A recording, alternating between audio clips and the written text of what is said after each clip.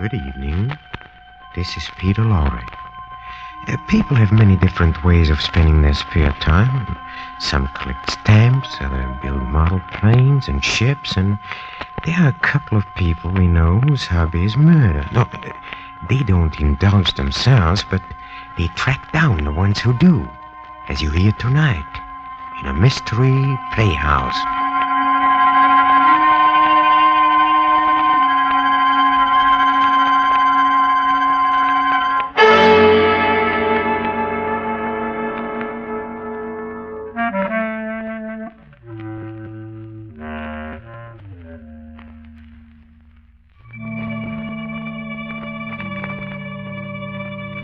Tonight, the Mystery Playhouse calls back for a return engagement those two lovebirds of crime, those babes in the underworld, Mr. and Mrs. North.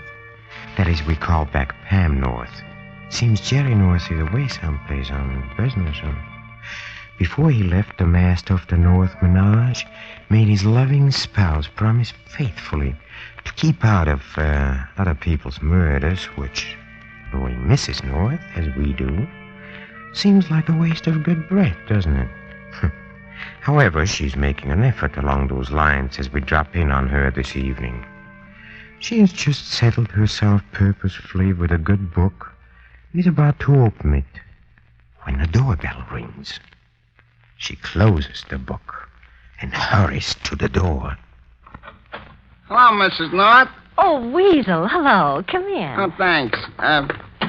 Where's Mr. North? Oh, Jerry's out of town on business. Oh, that's too bad. On account of... I would have liked to have seen him on account of you and him. He's always interested in what I do. On account of it was you two. It's reformed me, and so I wanted to tell you what I'm doing on account I got me a new job. Oh, that's wonderful, Weasel. What's the new job? I am bouncer and general folderol at Furman Fox's club. But, Weasel, that's a gambling club. Well, I hate to contradict you, Mrs. North, but I happen to know it ain't. I interrogated the boss thoroughly on that point before I took the job on account of I am an honest man now, and I wouldn't stoop to sully my hands with anything which wasn't strictly legitimate. Oh, I'm afraid you made a mistake this time, Weasel. Oh, no, I didn't. I know what I'm talking about. Look, what is gambling?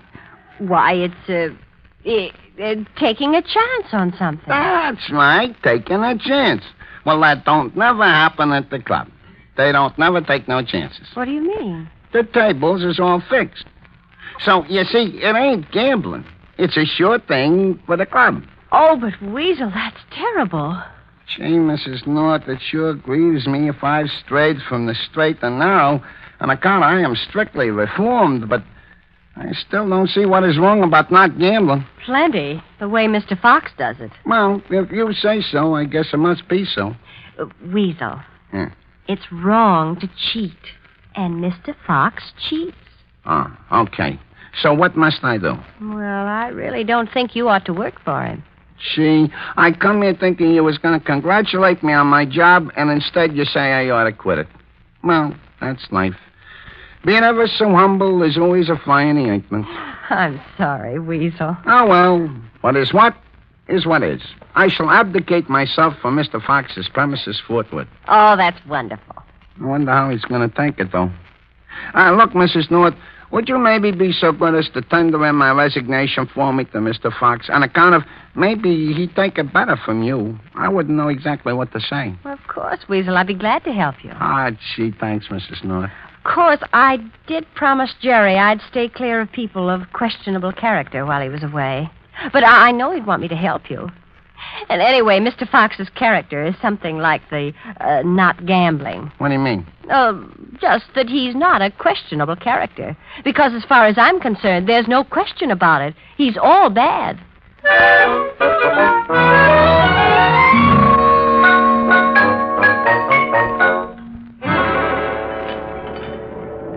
Hello, Weasel. Hello, Mr. Crane. Mr. Crane, may I present Mrs. North? Oh, how do you do? How do you do? Mr. Crane manages the club. Oh, I see. Mr. Crane, is Mr. Fox here tonight on account of me and Mrs. North has some business to conclude with him? He's upstairs in his office. Oh, good. Come on, Mrs. North. Let us proceed thenceforth. All right, Weasel. Uh-oh, wait a minute. Who is this coming toward us? Oh, that's Mr. Lawson, one of the regular customers. Does he always have a gun? Huh? All right. Stay where you are, all of you. Don't move or I'll shoot. Why, what's the idea, Terry? The idea is I'm going to put an end to this dirty racket you've been running. What do you mean? I mean, I've lost over $5,000. 3 nights in a row now, and I don't like it. Well, I can't help it if you've been having bad luck. Luck. Don't hand me that. The tables are fixed. You know they are. Now, please, don't make a scene. Don't make a scene, he says. My friend, you don't seem to understand. I'm going to kill you. No, Terry, wait. You shouldn't do that, Mr. Lawson, on account of it ain't right for people to kill people, is it, Mrs. North? No, it isn't. You keep out of this. But it ain't. Just suppose everybody went around killing everybody. Why, pretty soon there wouldn't be anybody left, and then where would you be? Please, Terry, give me a break. I'll give you a break, all right. Like you gave me at the tables. But if you're mad at the club, Mr. Lawson, you'd ought to rather shoot Mr. Fox instead of Mr. Crane on account of he owns the club. And on second thought, you hadn't ought to hit him either, or kill him either, on account of you hadn't ought to kill nobody. I told you to keep out of this. Now, wait a minute. I resent your tone of voice. Look, if you want trouble, too, you'll get it. Now, look, don't point that gun at me. Look out, Weasel. Stand back. That gun. Good work, Weasel. You knocked him out. Yeah, but he got me. Oh, Weasel. It's okay, Mrs. North. It's right that I should go like this. I've been a bad man. But you can remember, I died saving somebody else. Mr. Crane, where's the telephone? We've got to get a doctor. Okay, right away. It's too late. But don't worry. I die happy. Weasel. Wait a minute. Look. Huh? That table. See, there with a hole in it? That's where the bullet went. You're all right. He missed you. He missed? You mean... Well, how do you like that? And I was already hearing pretty music. Oh. Well, that just goes to show you can't always believe what you hear.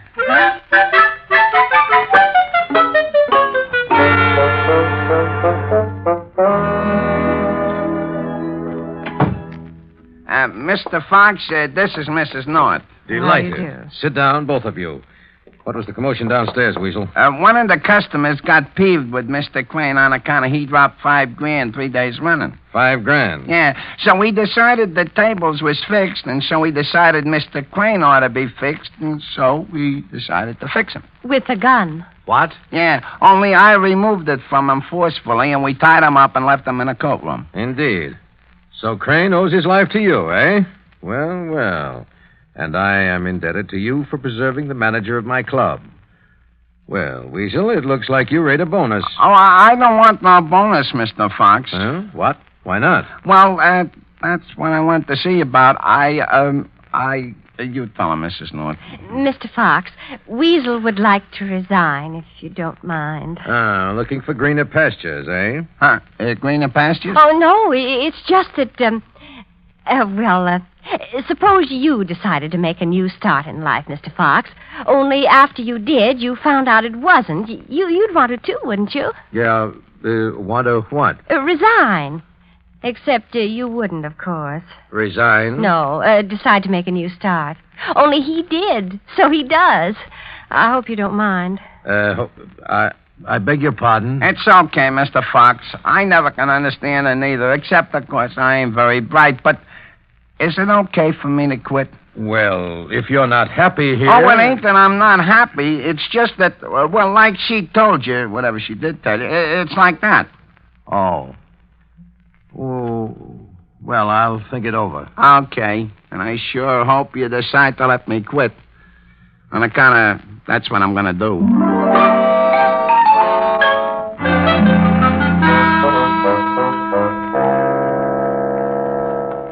Well, here's the coat room. I'll go and see how Mr. Lawson is. All right. But where's Lulu, the hat check girl? I told her to stay here and watch Mr. Lawson and holler if he tried to get away.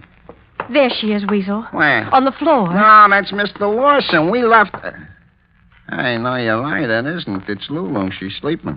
She's been knocked out. Yeah, I guess she has. Mr. Lawson must have come to and got loose and conked her. It looks like it. Come on. We got to warn Mr. Crane. All right, Weasel, but how about Lulu? Oh, I think she'll be okay. But Mr. Crane won't if Mr. Lawson gets to him first.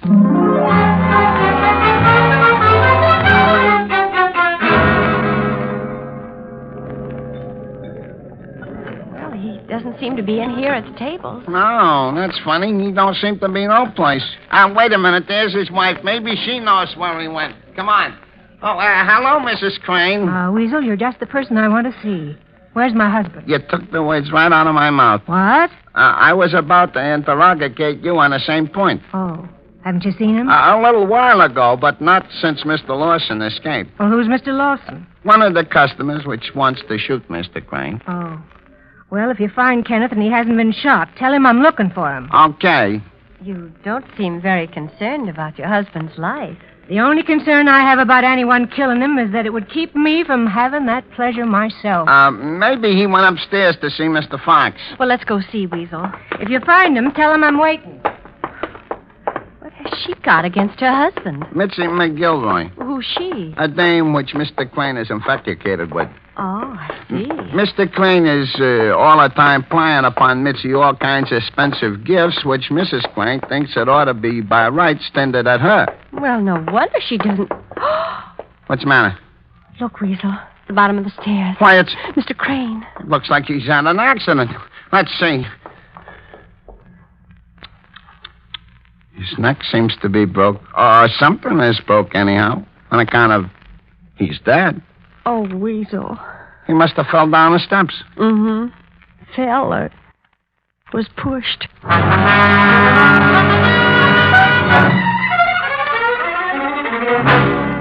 Gee, Mrs. Crane will be sore on account of somebody spoiled the fun. Unless she's the one who killed him. Oh, she didn't do it. What makes you so sure, Weasel? On account of the way she talked. If she had just killed him, she wouldn't say she wanted to kill him on account of that would make her liable to be suspicious. That's sound reasoning, Weasel. Unless that's just the way she wanted us to reason. What's going on here? Oh, Crane. Is he dead, Weasel? Oh, hello, Mr. Fox. Yes, he is very dead. Well, what happened? Did Lawson get away? Yes, Mr. Fox, but I'm not so sure he's the murderer. Why not? Well, he made quite a scene when he threatened Mr. Crane. Practically everyone in the club noticed it. And they'd know that if Mr. Crane was killed tonight, Mr. Lawson would be suspected. I see. So you think? Any enemy of Mr. Crane might have taken advantage of Mr. Lawson's threat. Yes, quite possible. Or, for that matter, any enemy of Mr. Lawson. Weasel, get in the other room and see that nobody leaves the place. Yes, Mr. Fox. We'd better call the police. You know, Mrs. North, I don't like this. Were you very fond of Mr. Crane? Oh, that's not what I meant. But murder in the club, bad for business. Very bad for business.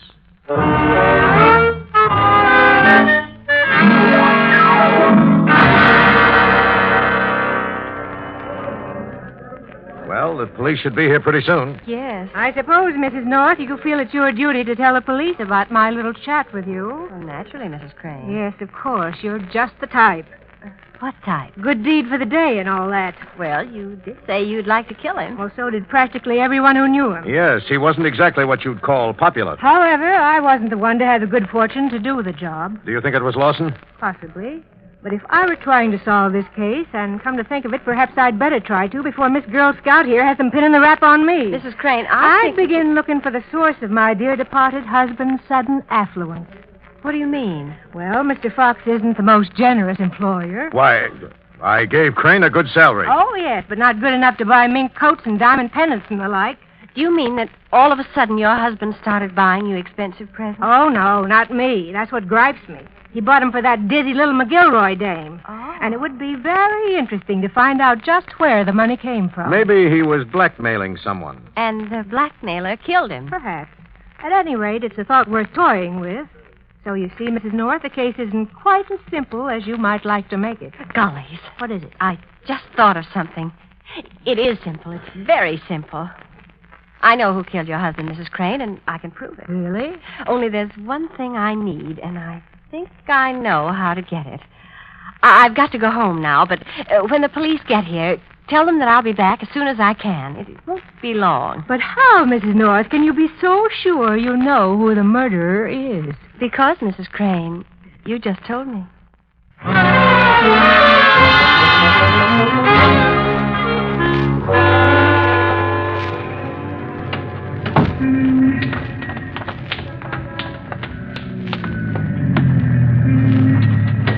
All right, this is it, men. Now we can...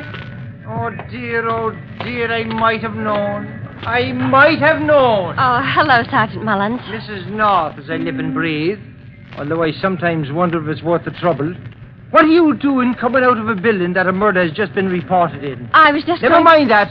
What's more to the point, what were you doing in there? Well, Never mind that either. Right now I know that where there's a murder, there's a North. So I might just as well accept it and let it go at that. Well, I can't stand here talking to you. Someone might see me. What's wrong with that? It'll spoil my plan. Oh, you have a plan already. Well, naturally. Naturally. So I'd better get going, Sergeant. All right, I'll take you. Where to? Oh, but you have a job to do here. I'll send the boys in, but I'll go along with you. Oh, but Sergeant Mullins... Mrs. North, when a Mullins makes up his mind, it's as good as made up. Okay, boys, go on in and get started on the routine. All right. I'll be back as soon as I can. But first, me and Mrs. North are going for a ride. Get in, Mrs. North. Well, all right. That's the idea.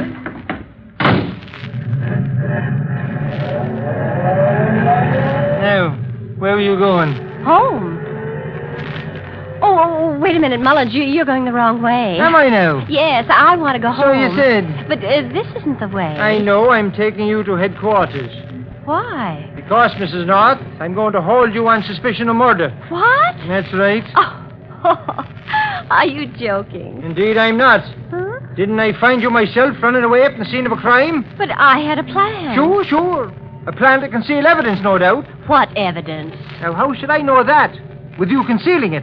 Oh, really, Sergeant Mullins, you're not serious about this. No, I'm not, am I? You can't really suspect me. I'd suspect my own wife if she gave me reason. Come to think of it, she's many the time she has. But, Sergeant Mullins... Now, let's not argue about it, Mrs. North. I hate to do it, but duty is duty. You're making a terrible mistake. Well, now, we can't all be perfect, can we? But, Bill, Sergeant Mullins has locked me up. But, Bill, you're a lieutenant on the homicide squad. He's only a sergeant. I see. Well, all right, Bill. I think you're horrid. But, Mr. Burgess, you're my lawyer. Make them let me get out of here.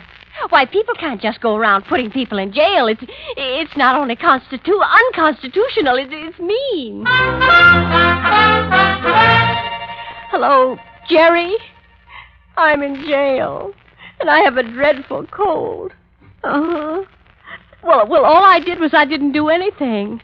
But Jerry... Well, I won't stand for it. Just because I was running away doesn't mean I was running away. And I could prove it if somebody'd only believe me. Hello, operator. Get me the White House.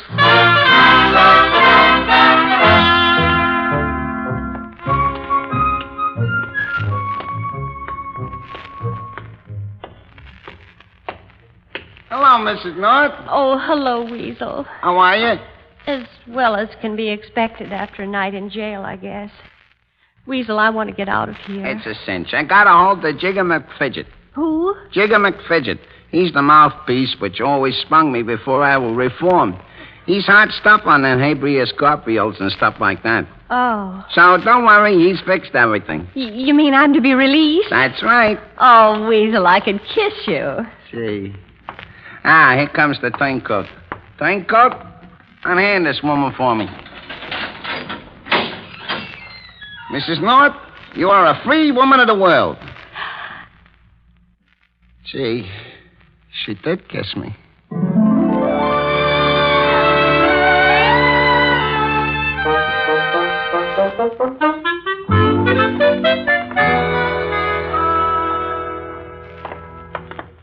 What do you want to see Mr. Fox about? Well, there's one thing I still have to find out before the case is completely solved, Weasel. And perhaps I can find it out from him. Oh. With the police suspecting me, I'd better solve it as quick as I can. Well, here we are. I'll knock. Who's there? Me, Weasel. Oh, all right. Come on in, Weasel. Mr. Fox, we just wanted to... Mr. Fox, what's the matter? What are you staring at? Mrs. North, how did you... I've got to get out of here. Weasel, get him. He's going for the back door. Hey, Mr. Fox, wait. Let go. Hold him, Weasel. Ha, I knocked them out. Good for you. Gee, it's a good thing I'm quitting on account of this. Would get me fired on account of employers usually resents getting socked by their employees. Wait a minute. Weasel, I hear someone coming. Oh, he must have pushed the button. What button? On his desk. It's a signal for the boys, and them boys are up. We better get out this back way. All right. Only you wanted to talk to Mr. Fox. Well, I'll bring him along. Help me pick him up. Here's his feet. Okay, the fireman's carried. Come on, let's go. Quick, down these stairs. All right. I wish Mr. Fox didn't eat so much. He's heavy. Oh, here comes the boys. Oh, golly. They're shooting. Hurry, Mrs. North. The door to the back alley is right ahead. Keep going and keep praying.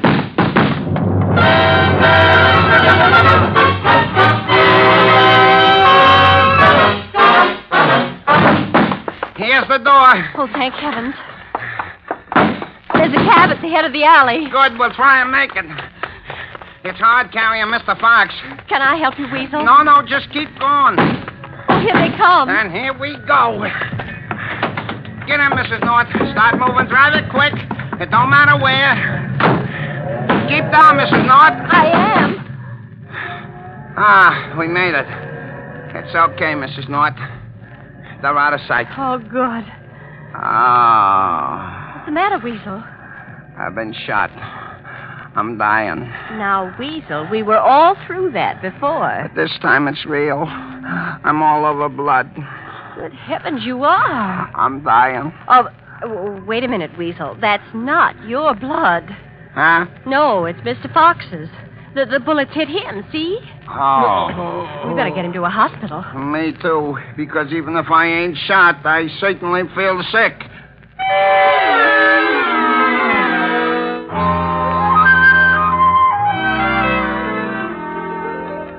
Maybe I should have stayed at the hospital. I still don't feel so good. Well, come on in, Weasel, and I'll give you a nice cool drink. Okay, thanks.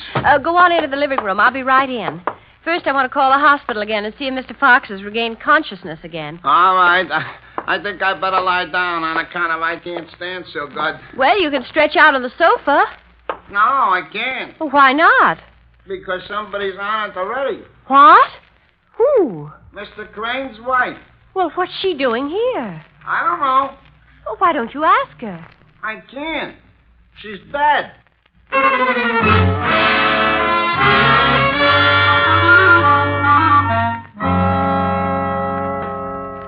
You see, Sergeant Mullins, when Weasel and I told Mr. Fox about all the money that Mr. Lawson had been losing at the club, Mr. Fox seemed very surprised. So you said. Then when Mrs. Crane mentioned Mr. Crane's sudden wealth, I got a hunch that he'd been pocketing some of the club's money and not reporting it to Mr. Fox.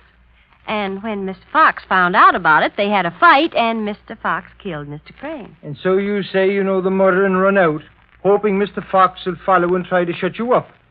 And that would give him away. Yes.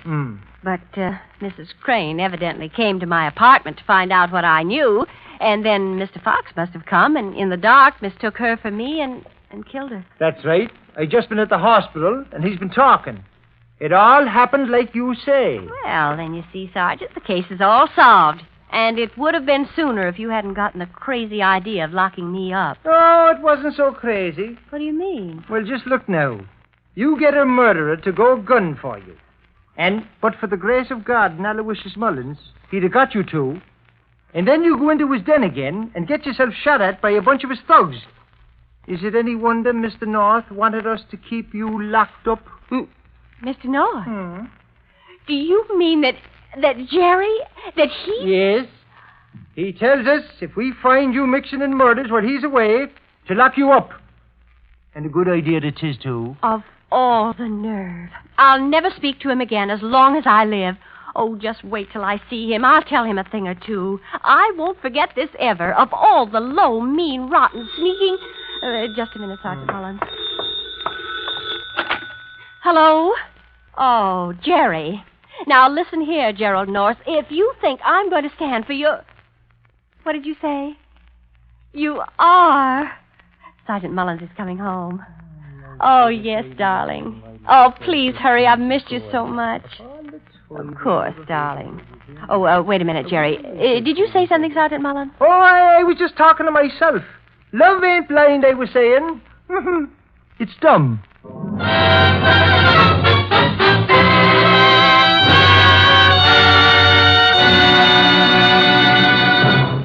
And so we leave Pam North Another in the adventures of Mr. and Mrs. North. Tonight's presentation in a mystery playhouse. Now for the green room and a quick listen to a part of our next mystery.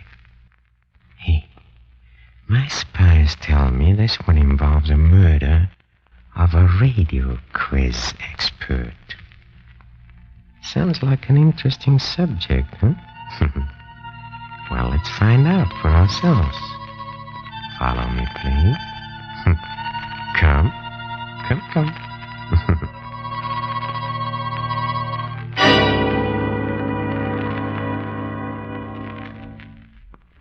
Sid, I want a showdown. Do you want me back? Yes, I do. You're lying. You don't love me. You never did. I like your company, like your looks, and I miss you. The way you'd miss an old pair of shoes. You never noticed me till I left you. Could be. Could be. That's just like you. Absolutely shameless. You have no more idea of what love is than... For you, it's Charlie Robinson, eh, Joni? A nice, shiny agency boy 4 years younger than you. Sid, you... Sid, I want a divorce. Please, Sid, this is no good. Be decent, will you? I'm just thinking of you, Joan. The kid's got nothing but a glossy smile. Wouldn't last a year. That's not true. Sid, will you?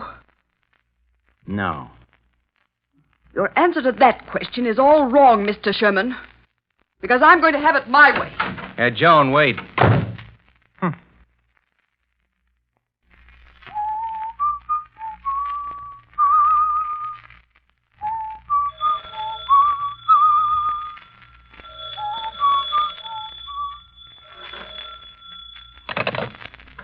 Hello?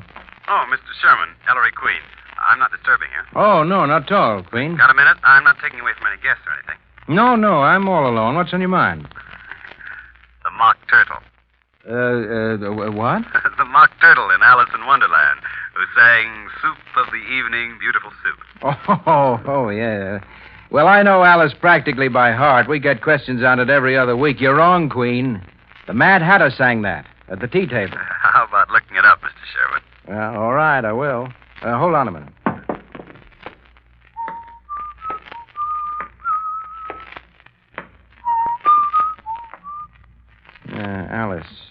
Alice. Where'd I put that book? Oh, here we are.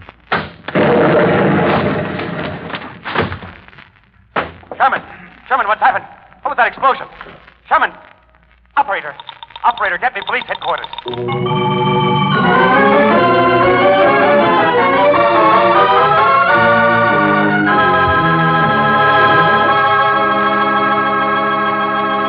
And that was the end of Sid Sherman, quiz expert extraordinary. A murder that the master detective Ellery Queen accidentally became a part of. The whole story starts when Ellery receives an offer to become a guest expert on a well-known quiz program, but thereby hangs another tale. A murder case that you in our audience are invited to solve along with Ellery and his guest detective. So be in your seats next time when we present Ellery Queen and the adventure of the booby trap. This is Peter Lorre, closing the doors of the Mystery Playhouse. Good night. Sleep tight.